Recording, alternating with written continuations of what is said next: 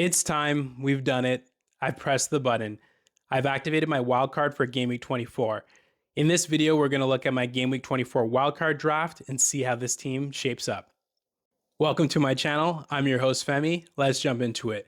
So the idea with a wildcard 24 is to really fix my team because currently I only have one playing player on my bench. The other two players that I have on my bench, Ruben Diaz of City, he's currently out injured, with his return probably a few weeks away.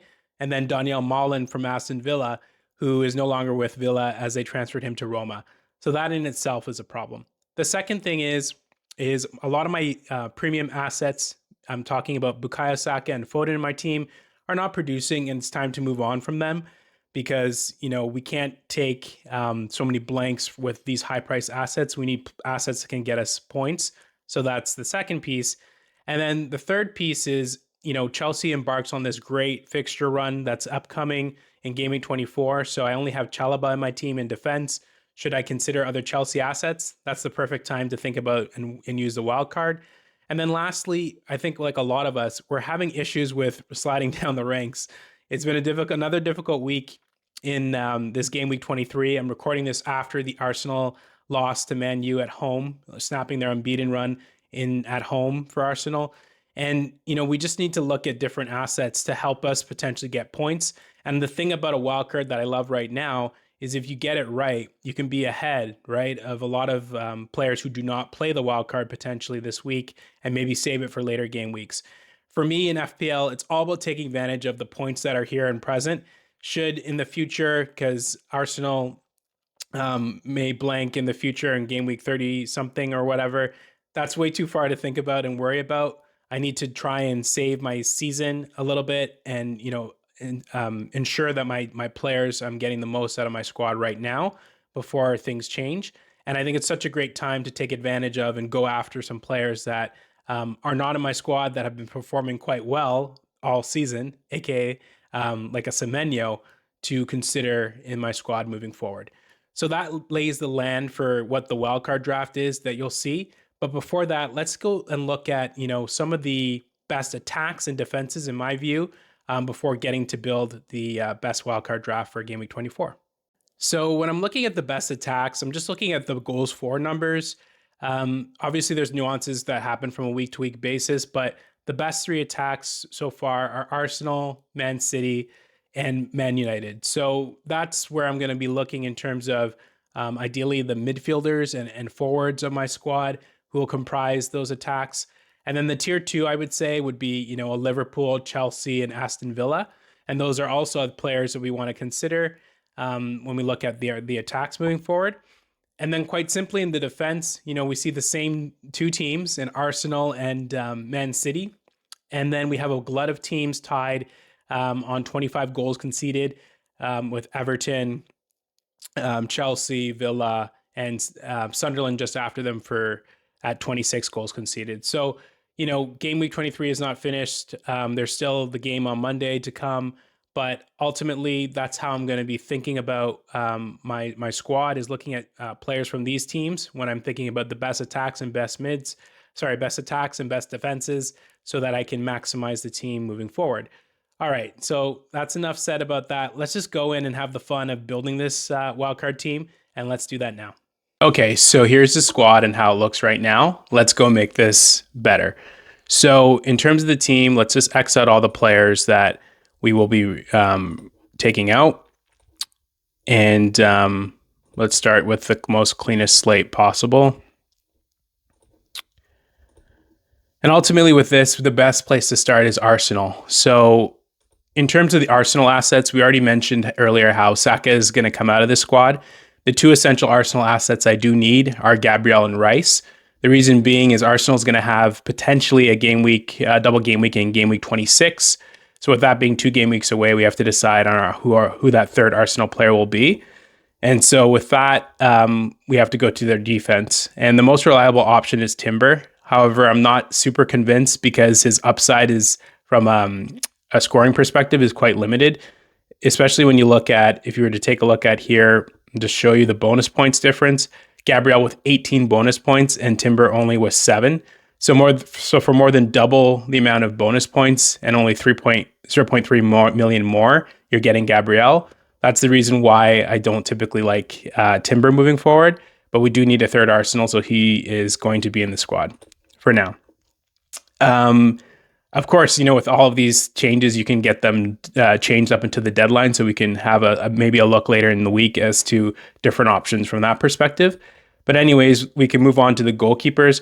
And I just want to get Royce. He's a guy who's been on my mind for quite a long time. I did a video on him many weeks ago. And Sunderland has a strong defense, one of the best defenses in the league, even with the not so great performance against West Ham. So Royce will come in, and then we're just going to leave Dubravka. So we'll just restore him. He had a 5-pointer in his most recent game in this game week, and that's such a strong combination for $9 million. You have those two goalkeepers. And then we can move to the rest of the team from a defensive standpoint. Chalobah has been in my squad and he will remain. Chelsea's fixtures, as we know, are really too good to ignore, so he'll be there. And hopefully we'll get consistent minutes from him. And then the interesting thing is when we look at Collins. So the thing with Brentford is look at these fixtures. They actually have quite a difficult fixture run that they're embarking on. Away to Villa, away to Newcastle and Arsenal. It's not the greatest, but at $5 million, he's such a strong option. And I don't necessarily think I want to go anywhere else. And then the other defender who also was in my squad and will remain will be Ballard, because the Burnley fixture is quite appealing. And Sunderland at home has such a great record. So I really want to take advantage of that. And so that's the defense sorted. And now the fun part, let's go to the midfielders. So Rodgers is in my team and he actually will remain. Difficult fixtures, but he is putting up the points, XG be damned. And he's just a player that, has been consistent 90 minutes. So that's one thing that we definitely want in this period. There's so many players that are rotation risks. We know Rodgers is nailed and going to play, and he's part of one of the best attacks, like I mentioned earlier. So he's going to stay in the squad. The cover man for this video who comes in is Semenyo. So Semenyo will come in, and we're going to downgrade Foden to go to Semenyo. He's just been one of the best players this season. He's in the team of the season thus far if it were to end today, and we need him because he is just going to provide offense. And I do think his minutes aren't going to be such a risk. Originally, I took him out of my squad because I thought the minutes would be a risk, but they don't look like that is the case. And then, let's go into see our Chelsea assets. We need to pick up Enzo. So Enzo will come into the squad. Cole Palmer is not consistent and at such a great price. We have Enzo Fernandez who will be taking penalties. He'll be playing, most of the games. So he's in the squad. And then, we have to go to United because they have a top attack. We can look at the options. I like Bruno Fernandes, and so Bruno will come in. A lot of us are going to go Bruno Fernandes, either by upgrading Foden or finding other money elsewhere. He's a lock, and that provides such a strong midfield five of Rice, Rodgers, Semenyo, Enzo, and Bruno Fernandes. And then now into the forward slots. So despite everything I said about Brentford having such a tough fixture run, we need to right our wrongs, and we need to get Thiago. The second leading scorer in the league is just something not to overthink. Yes, the fixtures are difficult, but if they get penalties, and Dango Otaro is back, who is one of the big penalty creation guys for Brentford. So if they get penalties again, Thiago will be on them and he'll most likely score them. So he has to be in the squad. And then it just works out nicely. I have 4.6 million left, and we all know where we can go there, and we can go and get Krupi Jr. Krupi Jr. is an interesting player because he's very young, has a great finishing ability, but he's not necessarily nailed on from a minutes perspective.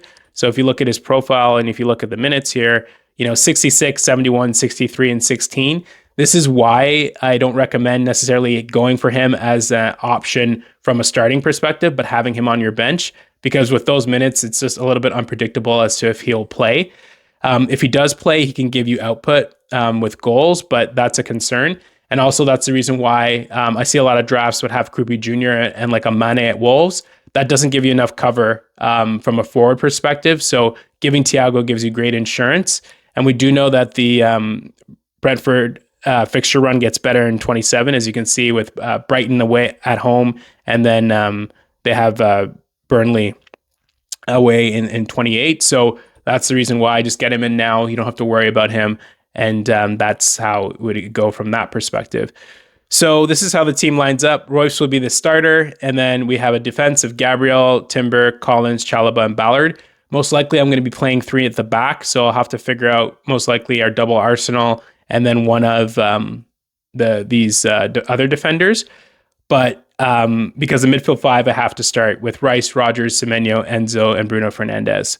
And then up front, we have Krupi Jr., Holland, and Thiago. So potentially in game week 24, if I wanted to rest Thiago against a hard fixture, it's tough to rest a penalty taker. I could play another defender, maybe a Chalobah at West Ham at home.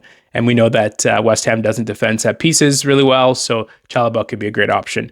But anyways, this gives me great bench depth. As I told you earlier that I only had one bench player, and it just provides a lot of options with 2 Chelsea attackers to take care of the fixture run, and then lots of strong midfield that hopefully will get me a lot more goals than had previously been happening for me. So there you have it. There's the wildcard draft. Let me know what you guys do, if you guys are going to wildcard or not. And that's it for now in this video. If you like this video, please subscribe below, and I'll see you in the next one. Bye for now.